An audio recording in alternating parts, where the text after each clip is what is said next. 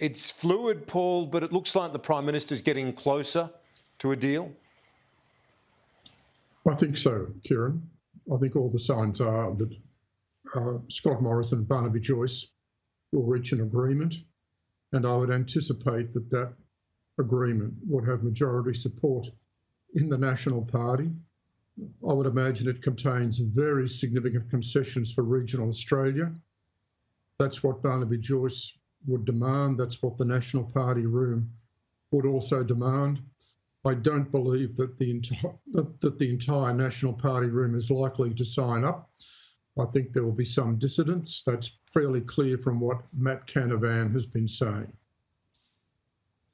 Yeah, it is indeed, and it comes at a very important time for the government, with Parliament next week, the Prime Minister with the climate talks early next month, and it's just an interesting scenario. If McCormack was still leader, this is something Andrew Clennell and I were discussing earlier. Would they have got this deal? I'm not sure they would have, because Barnaby Joyce would have brought down the show, you would have thought.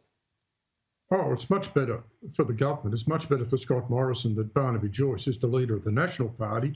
There's absolutely no question about that at all. If he wasn't the leader of the National Party, if he was still on the backbench, then of course he would have railed against any such arrangement. The point now is that he's in the hot seat.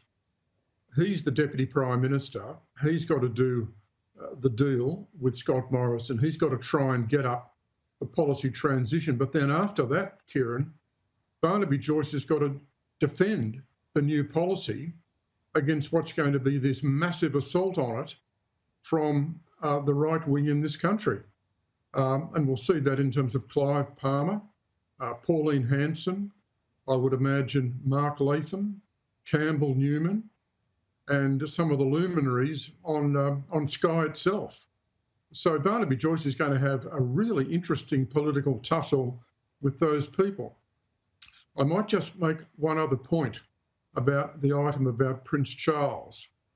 Listening to the item about Prince Charles, complaining about Scott Morrison possibly not going to Glasgow, I immediately think, well, how many of the major world leaders from the emitting countries are going to Glasgow?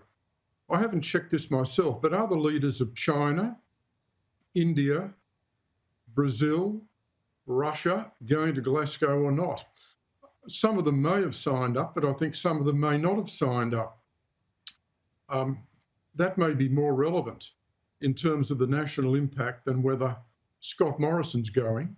But the fact that Prince Charles made those comments indicates, of course, that there's this establishment focus on Australia. There's absolutely no question about that. And we are in the gun in terms of global political and financial opinion. Scott Morrison knows that. I think if Scott Morrison can do the deal, there will be a very strong argument for Scott Morrison to, in fact, go to Glasgow. And the way he should see the Glasgow meeting is it's an extension of domestic Australian politics for him. Indeed. And when you've got this, just further to that political blowback that Barnaby Joyce might feel, it's this dance that Morrison's got to achieve, because while that might be the case at one end of the spectrum and in certain seats, you see a very different message from the likes of Dave Sharma and others in suburban seats where we've seen the independents prove they've proved potent. Not the Zali Steggall, of course, the most recent example of that, Paul.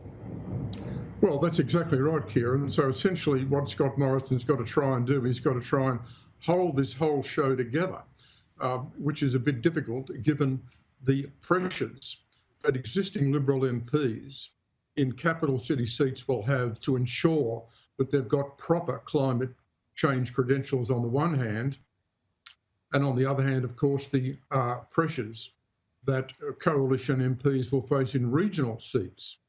The other point to make is we've seen a very significant change in the politics of climate change in the last couple of days, with this enormous change that the Business Council of Australia has made in terms of embracing a really detailed structure for change, a radical structure for change in terms of the medium-term targets that it wants. and of course, the announced position, the change of position by the News Limited tabloids. Now, there are two political consequences from these changes. The first is that they will help Scott Morrison get up the policy change that he wants within the coalition parties. And secondly, they will help the Labor Party against the Morrison government at the next election. Paul Kelly, thank you as always. Talk to you soon. Thanks, Kira.